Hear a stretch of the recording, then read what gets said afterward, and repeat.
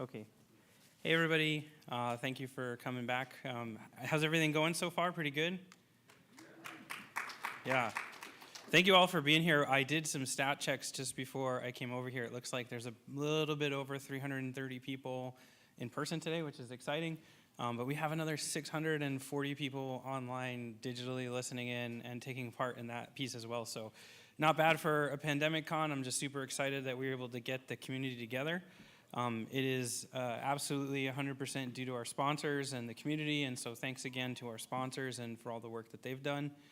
I'm excited to introduce Mary.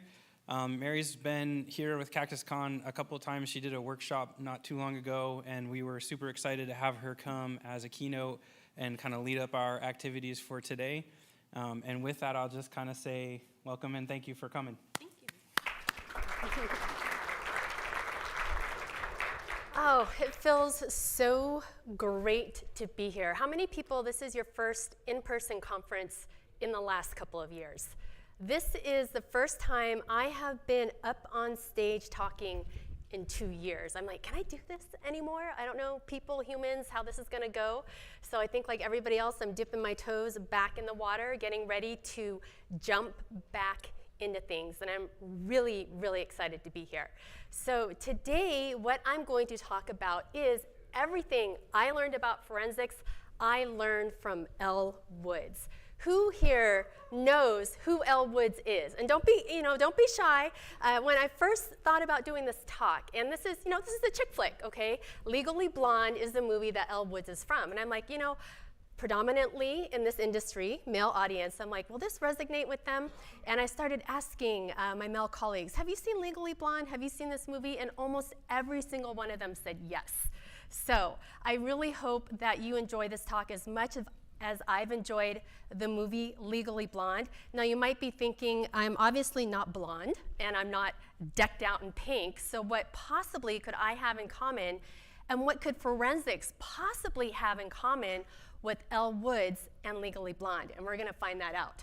So a little bit about myself. My name is Mary DeGrazia, and I started coming to this conference as an attendee, I wanna say almost 5 years ago, and I have just seen it grow and grow and grow. And I have been so impressed with the community here, with the people that help put on the conference. The kids track is amazing. One of the first conferences that I have ever attended that introduces these concepts to our kids and gets that seed planted early. And I'm just super happy to be here. So I have been in the IT industry for over 20 years now, specializing in digital forensics and incident response for well over a decade. I am a SANS certified instructor where I teach Windows forensic analysis. You can reach me at my Gmail. I have a blog that I blog at. And for funsies, I stream VR games. I play competitively in VR. So that's kind of what I do with my spare time. Right now, I am an associate managing director with Kroll Cybersecurity. And at Kroll, I lead a team of investigators through various breach cases. So right now, as I'm sure everybody is aware, ransomware is just exploding out there, especially with so many companies transitioning to a remote workforce. We're just getting hit with a ton of these cases, but we do everything as it relates to computers, network intrusions, APT, we help litigation support, all sorts of things. And I got my start out in forensics right in a small firm right in Tucson that was ran by a woman out there.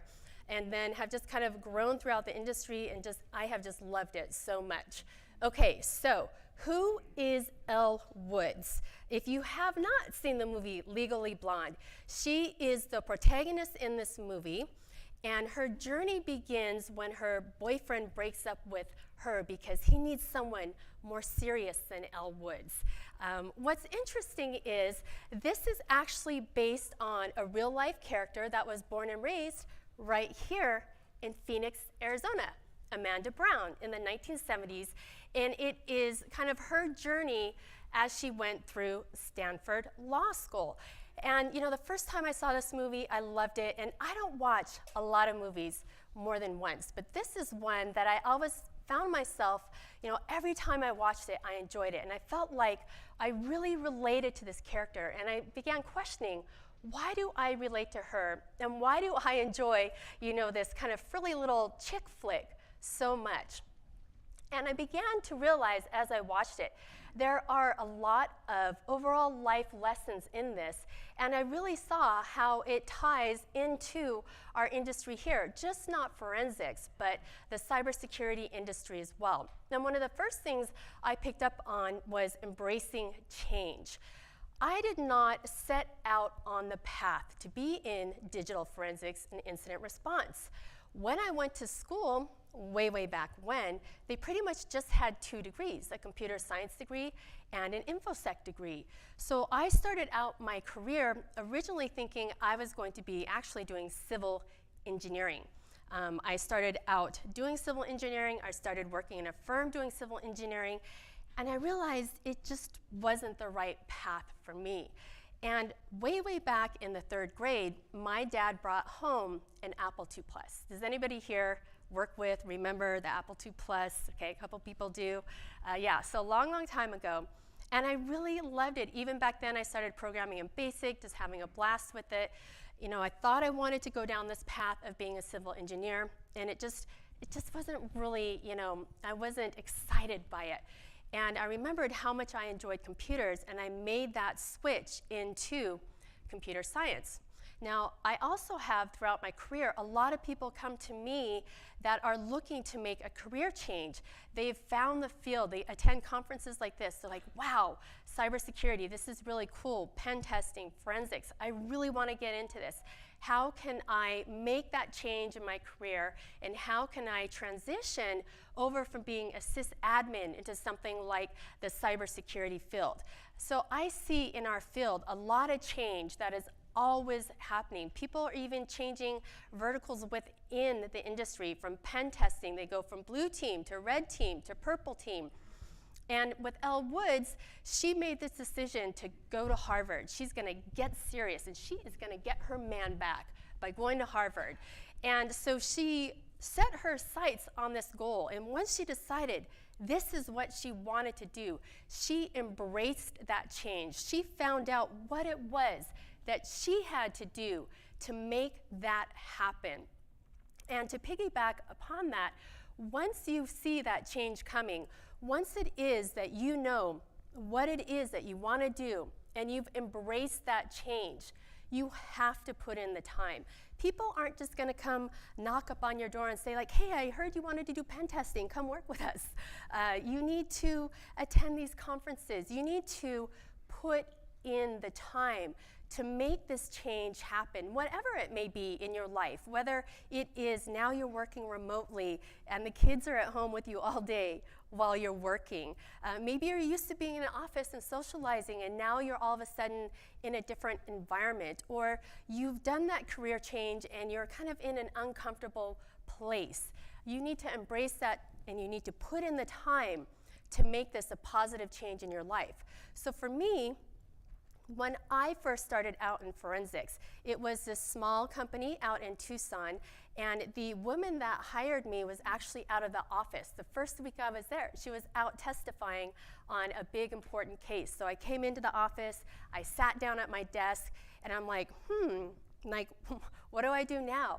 I actually found the job listing in Craigslist. They were looking for a computer forensic associate. I had no idea 10 years ago what this was. So I show up in the office the first day, I sit down, and the other gal in the office said, well, there's this program called EnCase that we use. And so I took out the manual and I started flipping through the manual, and I'm like, oh my gosh, you can recover deleted files? Like, I didn't know you could do this. And next thing I know, I'm on Amazon and I'm searching for books to learn more and more about this. This is a small company.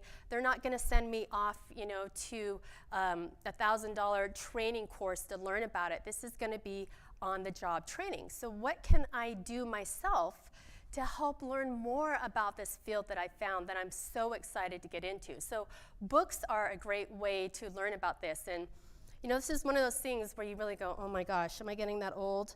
I went into Amazon and I searched to see, okay, when was the first book that I bought? And it was actually back in 2010, and it was so old that the book still came with DVDs. So I'm pretty sure I still have this on my shelf with the DVD in there. Of course, now books, you can go into GitHub and you can download the contents from there, but I just kind of had to chuckle, DVD. But we all learn in different ways. I am a book person. I love to have books. I love to have that physical touch. I love to be flipping through the pages of it. Some people respond really well to blogs and podcasts. The nice thing about this is, if you're a busy person and you're trying to fit everything into your life, you can pop on a podcast while you're working out at the gym. And these blog posts are ones that I have found have been really helpful. This Week in Forensics basically highlights everything that has gone on in the industry over the last week as it relates to blog posts or as it relates to podcasts. It has things about malware and vulnerabilities and everything in that space. So at the end of the week, I'll sit down, I'll scroll through there and see what it is that I need to get caught up on. Windows Incident Response. I've been fortunate enough to have been a tech editor with Harlan Carvey on 2 of his books, and this is his blog posts. And I love it because not only does he have in-depth, deep technical dives on information, but he also has some great, and I'm going to throw out one of these terms, thought leadership, right? Some great thought leadership on some of the things going on in the industry. And About DFIR has information about CTF events, Discord servers, different resources are out there. They have places where you can go look for jobs in the industry. Over here for my podcast, here's a brand new one by Mark Johnson that came out recently. At the bottom, the Sands Daily Stormcast, like 5 to 10 minute bites about what's going on in the industry. So when we talk about books, it takes a while for a book to make it out on the bookshelf. I went through the process twice with Harlan. You have the editing period where they're writing it, their deadlines, and then it goes off to be published. Here you get the latest and the greatest information readily available for you. There's also Twitter. Now, I'll have to be honest, when COVID kicked off, for me, I just couldn't look at Twitter anymore. It was a little bit overwhelming for me. So if you go look at my Twitter, you'll see it's kind of dead right now just because I kind of had to separate myself from that. But that is what is great from our industry, is that there are so many different ways that we can go out and we can obtain information about it readily. You go check that hashtag DFIR. You can go check the hashtag for CactusCon, or if you're at any other conference. You can see who to follow on there, whose style you like. People in this community are amazing at sharing what it is that they've found and the latest research they've done. And it's a great place to go look. Okay, Discord. We are using Discord right now for this conference. And I have seen Discord leveraged in ways that I didn't even know it could be used, especially when COVID hit. When it comes to conferences, being there, being able to network with people, things that are related specifically to the industry. And what's nice about these Discord servers is sometimes they can be totally public and open and everybody can come in, or you can kind of have them a little bit more locked down where you have an authentication to get into that server. So for instance, in the DFIR Discord server, you have to tell a little bit about yourself. We have people that are law enforcement in there. We have people that are in the private sector. We have students in there. So I think there's well over 1,000 people that are in this Discord server now. So this is a wealth of information for you to tap into, make connections, learn, see what else is going on. And I've seen entire CTF events being run basically out of a Discord server. Okay, I know this may be difficult to believe, but believe it or not, sometimes in this industry, you will run into people with egos. I know it's hard. Okay. Elle Woods, this happened to Elle Woods too, okay? She's sitting out on the lawn, right? And they're going through their introductory day. And you can see right here, she's got on her pink and she's being bubbly, and they're getting introduced to all the students at Harvard. And they go around the circle and someone's like, I have a master's, and over here is like, I have a PhD, and I helped kids in Somalia over the summer while I worked on my third dissertation. And Elle Woods She got into Harvard. She took the LSATs. She deserves a seat at that table just like everybody else right there. But they're going around, they're fluffing, they're fluffing their egos, they're preening themselves, they're, in this industry, it is not uncommon to run into these type of people, unfortunately. But the thing is, everybody that's here, you are here, you are doing the work, you're gaining that knowledge. You have every single right to be at that table along with everybody else, no matter what it is that your background is. It doesn't matter. Don't pay attention to that. That's just the background noise. Yes, we have to work with these people, but there have been a lot of times where I will show up somewhere. And has anybody heard of the game like Stump the Chump? As a consultant, this happens sometime. You show up on site and they immediately start throwing questions at you left and right, to see, do you deserve to be here? Do you know what you're doing? Do you have the right to be here? And we just have to set this aside sometimes. We're just gonna ignore those egos. We're just gonna keep on moving forward. We know that we deserve to be here. We know our stuff, and we're gonna get the job done. Okay. The other thing is that we need to use the tools that we need to use. How many people here, okay, and I am a Linux person, but I am not a Linux person, okay? So there are two editors in Linux that are pretty popular. What are those two editors? Right? Okay, maybe Nano, right? There are people out there that, will die on that mountaintop for their editor, right?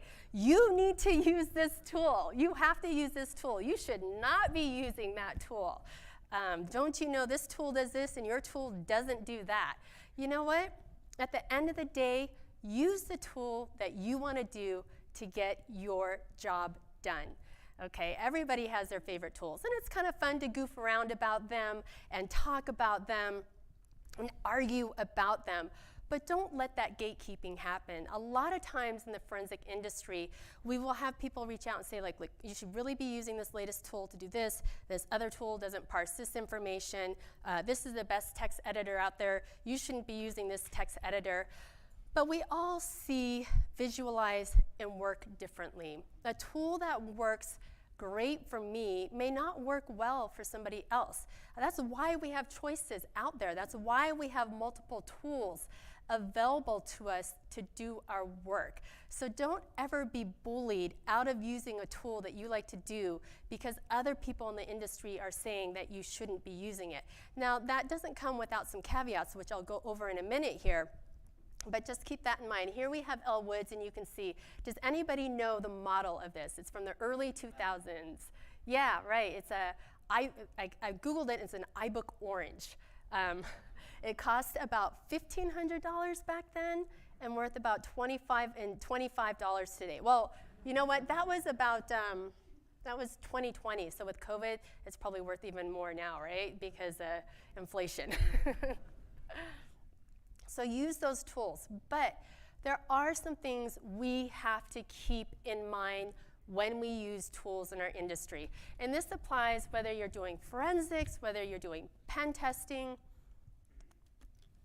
It's for all tools across the board. We need to apply this concept of trust but verify. Sure, I can use tool A over tool B as long as I know and I understand what the differences are between the tools, what a tool might be missing, and what its shortcomings are. So this concept of trust but verify, I worked a case, so in forensics we have something called an MFT that's on a Windows system, and it's called the master file table.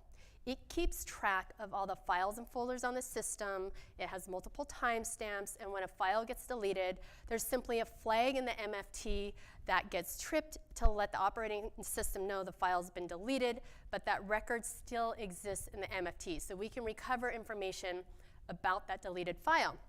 And I was using kind of a de facto standard tool in the industry to parse out that MFT record.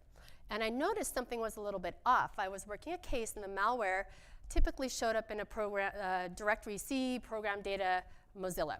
And then our malware was right there. I had parsed out an MFT record, and it was showing that the file existed like underneath C, program files, Scooter software. I'm like, wait a minute, that's not what I've seen across the board on the rest of my case.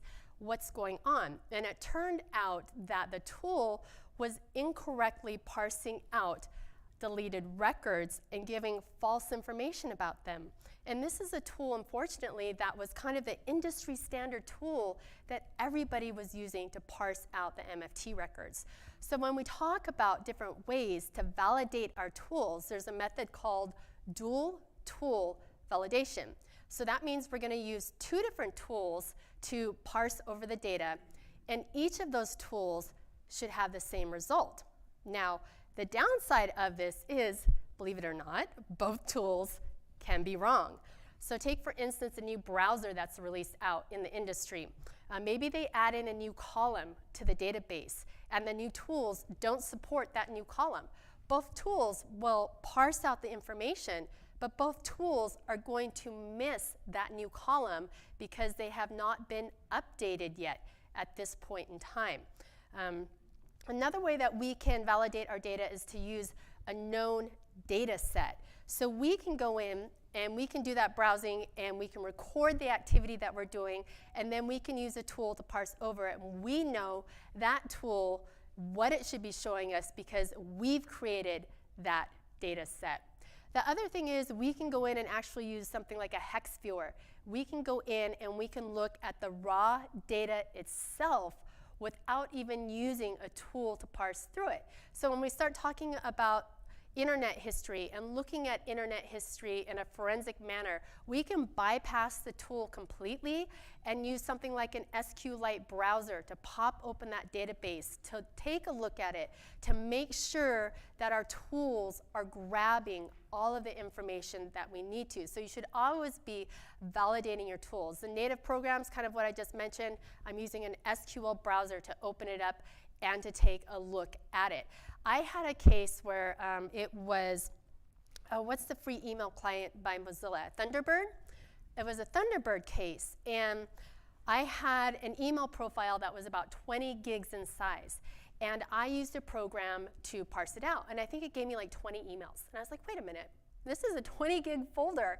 There's no way there's like 5 or 6 emails or 15 emails. I would expect thousands of emails. So I ended up using just the actual email client to open up that profile. And once I did, it parsed through everything correctly because it is the native program that is used for that. Now what I ended up doing is I actually went in and wrote my own parser, because what I found was that it kept all of the emails in a flat text file, whether they were deleted or not. So when the email client was used, it did not open up all those deleted ones because it looked at a flag in a database. The database told it, hey, these emails are deleted, so it just skipped over them. But all of those emails were still sitting right there in the text file. So I just wrote a little Python parser that went through, it ignored the flag, and it recovered everything from it. The other thing that was interesting was with this mailbox, in kind of like the Unix world, there's something called an mbox format. That was what a lot of the parsing programs thought this file format was, but it was actually something called mbox.rd. And the difference was the difference between like a return and a new line. Very nuanced, but if you don't write your parser correctly, it ended up missing a lot of those emails. Okay, the other thing that is very important is finding a mentor. Now, in Elwood's situation, she had a law professor that she worked with that kind of watched her as she grew in her journey going through law school. And there came a turning point for Elle. She was getting ready to throw in the towel. And if you've seen the movie, she had won this internship, and her law professor hit on her. And she was very discouraged, and she was going to quit, and she was going to leave. And one of her professors gave her some really strong words of encouragement. And because of that, she decided to continue on her path and stay forward. In this industry, I think mentors are really important. And I've been fortunate to have a couple throughout my journey. This doesn't always have to be an established relationship, where you knock on someone's door or you call them up on the phone and ask them to be the mentor. Sometimes it just happens organically. When I was making my transition from the defense side of things, where I was working murder cases and child pornography cases, I kind of transitioned into digital forensics and incident response. And this was a new area for me. So someone took me underneath their wing and guided me and showed me how to navigate those waters. And they're things that you can't always learn in school. I remember the first time I went on site to a client to help them with an incident. And they wanted updates. They had a meeting in the morning, they had one at lunch, and then they had another one again in the evening. And he told me, look, we're going to get these images to take a look at, we're going to start our analysis, and we tend to find things pretty quickly off the bat. But what we want to do, we want to hold on to some of that information, and we don't want to share with them every single little thing that we found. That way, when we hit the noon meeting 2 hours later, we can dole out a little bit more information, and then in the evening, we can dole out a little bit of information, so we're providing value. That didn't mean we were sitting in the conference room, twiddling our thumbs the whole time, not doing anything. But you want to be able to have that information to share with the client, show them that you're working, that you're making progress. Give them something to take action on to keep them busy so that you can focus on what you need to do while you're on site. So these are the type of things that a mentor can help you with.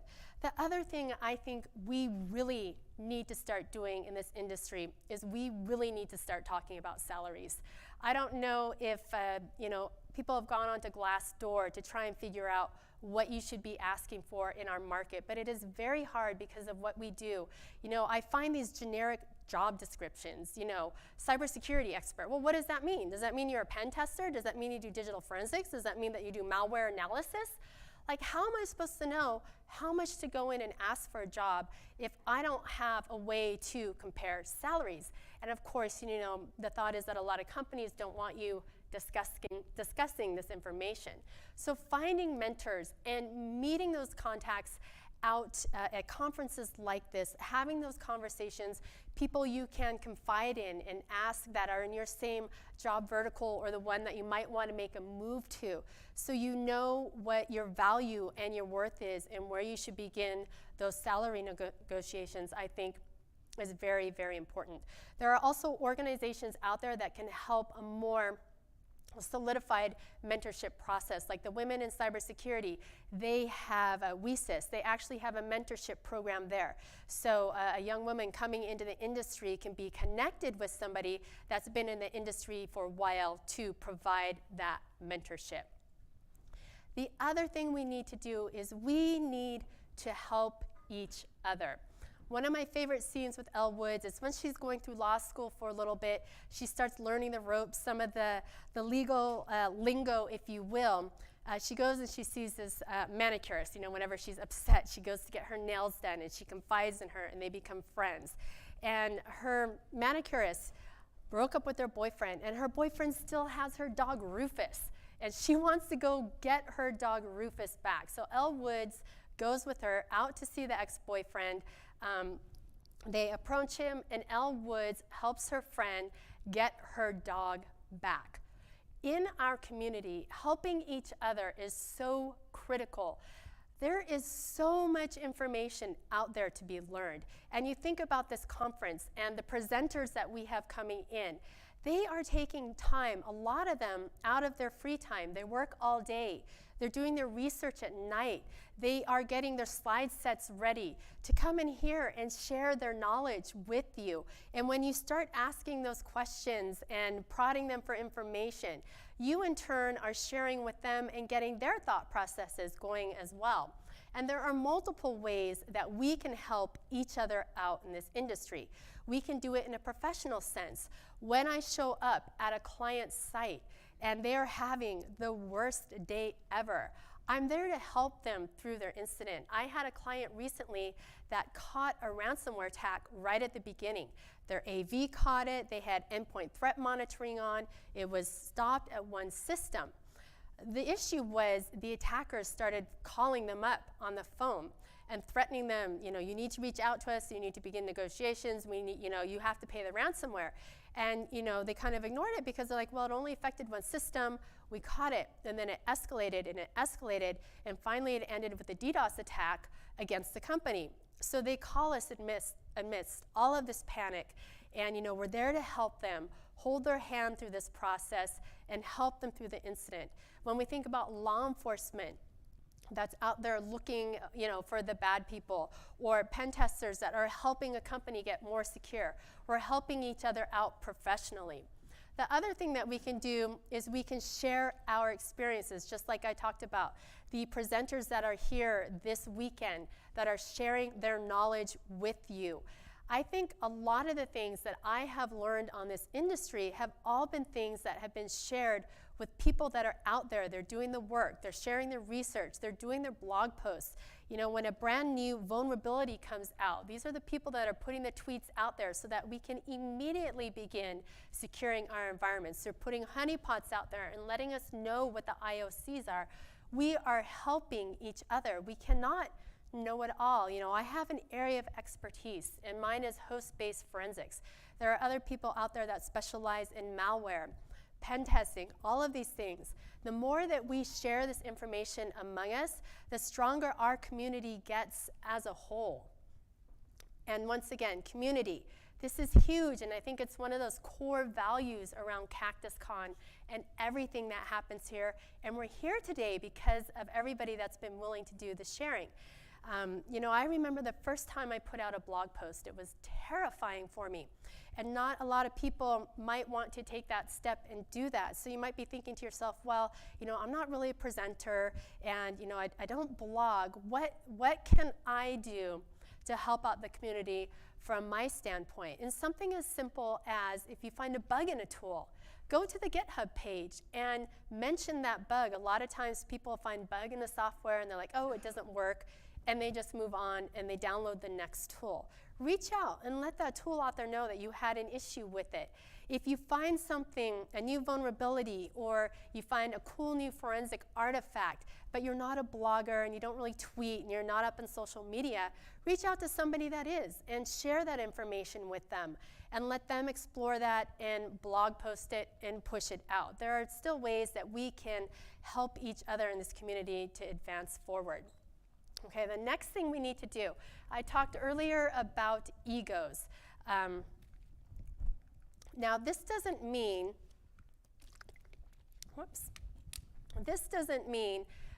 that you shouldn't flex when you need to. Another one of my favorite scenes at the beginning, Elle Woods walks into the shop and she's there with her friends, they're giggling and they're laughing, and she's looking for a dress for a special occasion, and there's a saleswoman sitting back going, okay, here's a blonde, she's got daddy's wallet, she's coming and shopping, this is gonna be an easy target for me. So she walks over to, last season's rack, pulls off a dress, rips off the price tag with the idea that she's gonna try and pull one over Elle Woods. I'm gonna sell her this dress that's normally marked down 50% for full price. And she walks over to Elle Woods and says, look at this beautiful dress, we just got it in. And Elle Woods takes a look at it and she's like, yeah, that's nice. And then she starts, I don't want to say ripping her apart, but she starts flexing her knowledge. Is this made out of, blah, blah, blah rayon? Is there a double seam over here? And you can see the salesperson kind of go like, uh-oh, like, I don't know what I just walked into.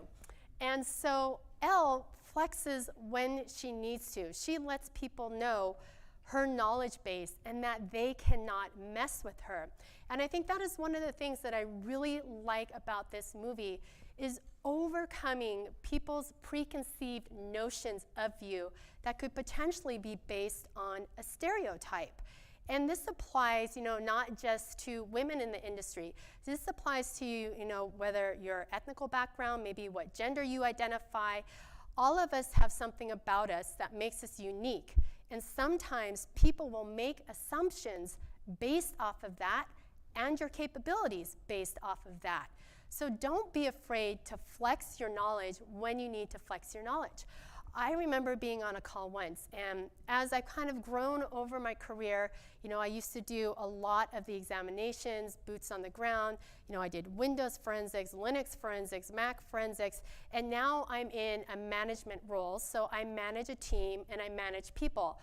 But I still have a very technical background. I teach at SANS. I still conduct examinations. I'll grab a system when a big case comes in, and I'll do the analysis right alongside my examiners. But I think there's this preconceived notion sometimes, because I'm a manager, that I do not have technical skills. Or maybe because I'm a woman, I don't have technical skills. And I was on a phone call once, and I had someone say, like, hey, Mary, I know you're not that technical, but, and I was, okay. We need to get some things straight here, okay? Don't be afraid to flex. Sometimes we have to throw out those acronyms. Sometimes we have to dive really deep, really fast, so that people understand that we know what we're talking about, and I'm not gonna let you make judgments about me based on some preconceived notion of who you think I might be. So don't be afraid to flex when you need to flex, but do it gracefully, tactfully, and at the end of it, they will respect you more for it, okay? We are going to relish those victories. I think one of the reasons I love forensics so much is that feeling of, I'm working a case, I am hunting an attacker through the network, and I find them, and I get to share that news with my client, and I get to relish that victory. You need to take the time to pat yourself on the back, whether or not it's a goal that you've been working towards, that college degree, you finally got that college degree. Or maybe it's something like, someone was talking earlier today about how they just wanted to submit something to a contest. And they ended up getting 3rd place, and it did a really good job and learned a lot in the process. And then they came out here and they presented on it. The victories can be big or they can be small, but they're definitely something that we need to reflect on and take that time and congratulate ourselves for doing it as we progress forward through our lives and through our careers. For Elle Woods, it was the fact that she had made this transition to Harvard. She started working very, very hard, applying herself, and she won a coveted internship. She's like, yes, jumping up and down in the hallways. She won this internship, and she is relishing that victory. So that is something that I found that I like to make sure I take the time to do, because sometimes it can be so easy just to keep going, put your nose down to the grindstone, and not take credit for those victories. All right, follow your instincts. So with Elle Woods, in this particular case, she won this internship, and they were representing a client. And everybody swore up and down that this client was guilty. But she had faith in the client. She had taken a spin class from her out in LA, and lost 4 pounds during the class. And she's like, there's no way she can be guilty. And that character's name was Brooke. There's no way Brooke can be guilty, because she does all this exercise, and that makes endorphins, and that makes you happy. I don't think she did it. And she followed her instincts, and she got Brooke's alibi. Even though Brooke asked her not to share it with everybody, she was able to get that alibi, which then kind of sent the team off on the right track of defending in her and believing in her. I've had this happen so many times in cases where I see something that just seems a little bit out of place, and it's kind of following those instincts. A lot of times you don't know exactly why it seems off, but you just know it seems off. And that's that thread that we have to pull on as investigators and keep following it to see what's going on. One of the cases I worked was for a huge grocery chain. They called us in. They were in a panic. They had been working the last 24 to 48 hours because their IDS system went off. It went off like a Christmas tree, just all of a sudden, across hundreds of different systems within their environment. They traced the IP address back, and it went to a threat actor group called Dark Hotel, and this is an APT group, and we're gonna be in so much trouble. We've got this APT group. They're inside of our network. And I did some research on the IP address and the threat actor group. It was this Dark Hotel, but I was like, wait a minute. This APT group is known for targeting hotels. That's why they're called dark hotel. And high value targets like executives to get information from them and blackmail them. Why is a grocery chain getting attacked by this APT group? Like, okay, that doesn't make sense. I mean, sure, it can be happening. I'm going to keep an open mind. And then I show up on site and start conducting the examination, and we find out that the systems that it triggered on were security systems. So it wasn't domain controllers, it wasn't servers, it wasn't the point of sale systems where they collected credit card information, or I should say processed, not collected. So I was like, wait a minute, okay, it's on the security systems. I guess the attackers could be watching people coming in and out of the grocery store. Like, I don't know why. But once again, like the spider sense is just going off, like something's not right. And I start looking at the systems closer and analyzing them, and I notice that the malware is over 6 years old. So I'm like, okay, well, I guess it could have been maybe time-stamped. And I pull another system, and I notice that the timestamps are exactly the same for the malware on both systems. And then I start looking at all the other artifacts, and when the operating system was installed, and I start tracing that backwards. And I realized what happened when I started timelining it out was the operating system was installed, a thumb drive was inserted, a driver was installed. The driver had the malware in it. And this was the golden image that went out to every single computer within the environment. Now, this was 6 years ago. What do you think happens to IP addresses over the course of 6 years? They change, right? Very rarely are you going to have an IP address that belongs to the same domain, or especially the same threat actor group 6 years later. So what had happened was that IP address this dark hotel group started using. Their intrusion detection system got updated with that new information. They had this old malware that had been on the systems for 6 years, all of a sudden started tripping their IDS, and it just lit up like a Christmas tree, and they went into full panic mode. Now, the worst part of this, and I'm sure a lot of you can relate to, is we were brought in by the SOC, so it's all hush, hush, hush, everybody's being quiet, and then, I'm like, this is on your golden image, and they brought me, like, the CD or whatever that had the golden image on it, and I was able to open it up and view it right there. And then they went back to their IT department. They're like, oh, yeah, we knew about that. And, like, the whole thing totally could have been avoided with additional communication between the two different divisions of the company. But I got to go on a nice trip and hashtag revenue, okay? Okay, the next thing we want to do is we need to be bold, and we need to take chances. Elle Woods, her law professor, the one that is running the case, eventually ends up getting fired by the client. And Elle Woods knows that she is the best person to represent her, but she is just a law student. And this is a huge, high-profile murder case. So she is going to go in, and she is going to run this high-profile murder case. This is completely out of her comfort zone. She went from, a fashion merchandising degree, going into Harvard Law School, and then she is in this high-profile murder case. In our careers, as you advance, you need to be bold, you need to take chances, and you need to push yourself further and further outside of that comfort zone so that you can grow. I remember one of the first times I started speaking publicly. I was so nervous. Something I didn't want to do. And to this day, sometimes the night before, I'm like, why did I say I was going to do this? Why am I doing this? I just want to be playing video games right now. I don't want to be doing this. We need to take those chances, and we need to push ourselves to do things new. If you normally do Windows analysis and a Linux system comes in, and they're looking for someone to take that on, put up your hand, take that work on, push yourself outside of your comfort zone. Learn something new, and you will find that you begin to grow professionally and as a person. As you go outside of that comfort zone, you take these challenges on, you accomplish them. Maybe you fail. That's okay too, because you will learn something in the process, and you will grow through this, and you will not remain stagnant in it. And to that end, to be successful at that, we need to surround ourselves with positive people in our lives that will be there to help encourage us, that have faith in us, that know that we can do this. Elle Woods constantly throughout this movie has herself surrounded by a support group. She has her friends. She decides that she wants to go to law school. They help her with her studying. They help her with her LSATs. They keep her from going to the frat party down the street.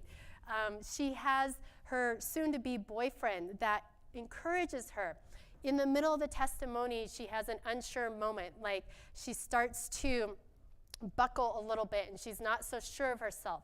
So she looks back and he gives her an encouraging nod. And then she has the people in her life that she confides her problems into. We need those positive people in our lives that have faith in us, that keep us moving forward, because sometimes when we don't think we can do something, they know that we can do it, and they can help us make that final push in order to get it done. Okay, and finally, I had to bring in the bend and snap, okay? Yes, the bend and snap, okay? Everybody needs to find their own bend and snap. This is the way that you stand out and you set yourself apart as an expert in your particular field. Now, this doesn't have to mean you have to be the best pen tester out there or the best person at Windows forensics. I've found that if you make yourself that one go-to person for a very specific thing, that can really help elevate your career.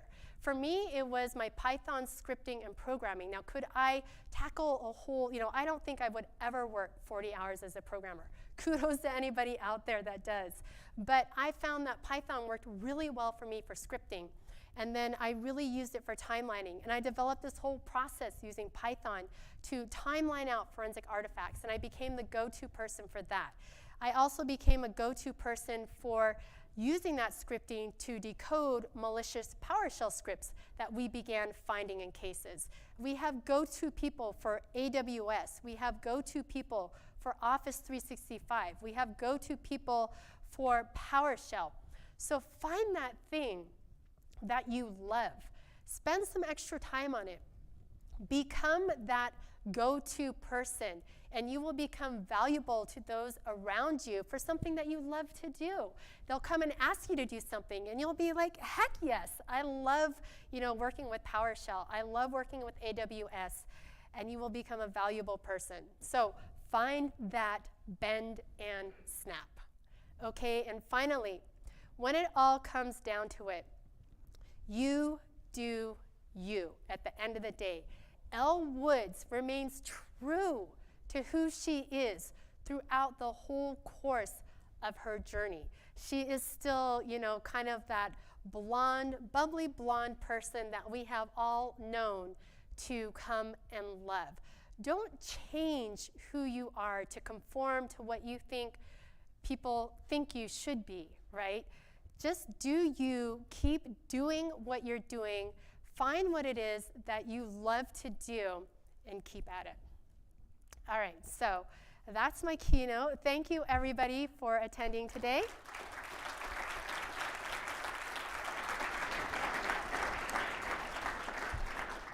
I will be here the rest of the afternoon, and I'm excited to finally be at a conference in person. You can contact me through all these various ways on Discord. My handle is actually Sky Candy, so in the Discord server, if you want to shoot me a DM or get my contact information, please feel free to reach out to me. Thank you.